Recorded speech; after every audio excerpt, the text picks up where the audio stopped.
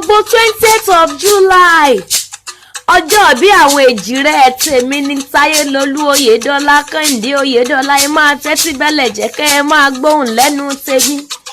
Mo ní ẹ ti sọdún èyí ẹ ó ṣẹ̀mí lágbára bàbá mi ìwòye ọdún tó ń bọ̀ nínú owó nínú ọlá. Mo ní nínú àìkú tí kúkú ṣe baálẹ̀ ọ̀rọ̀ ni. Mo ní ọdọọdún láàárọ̀ rógbó ọdọọdún láàárọ̀ àwùsà. Mo ní ṣe bọ́yọdún kú láàárọ̀ mo bì lórí àtẹ. Ìwòye ọdún tó ń bọ̀ nínú owó nínú ọlá.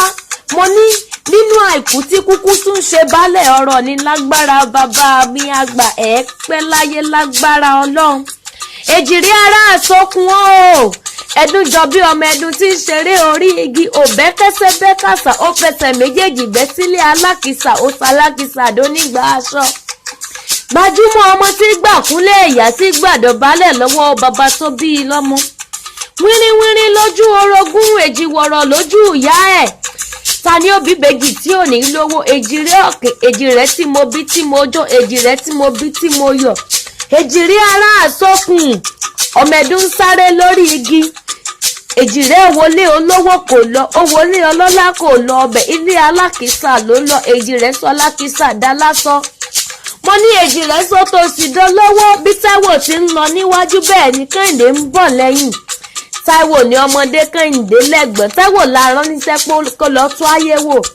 Báyé dára bí kò dára ó tún ayé wò ayé dùn bí oyin. Táíwò Kẹ́hìndé mo kí yín èjìwọ̀rọ̀ lójú ìyá rẹ̀ ọmọ Oyèdọ́lá.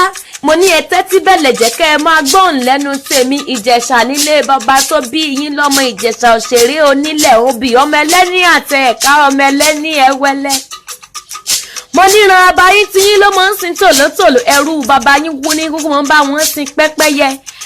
Fẹ́mi Àpàlà ló ní mọ́ kí yín pẹ́ kú oríire ọjọ́ bí òní ẹ̀mí yín á gùn lágbára Ọlọ́run. Ó ní gbogbo ohun tó ń wù yín lọ́kàn lọ́lọ́run á ṣe fún yín níwòyí ẹ̀mí lágbára bàbá mi.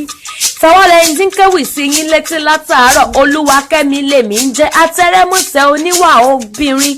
Happy birthday to you o.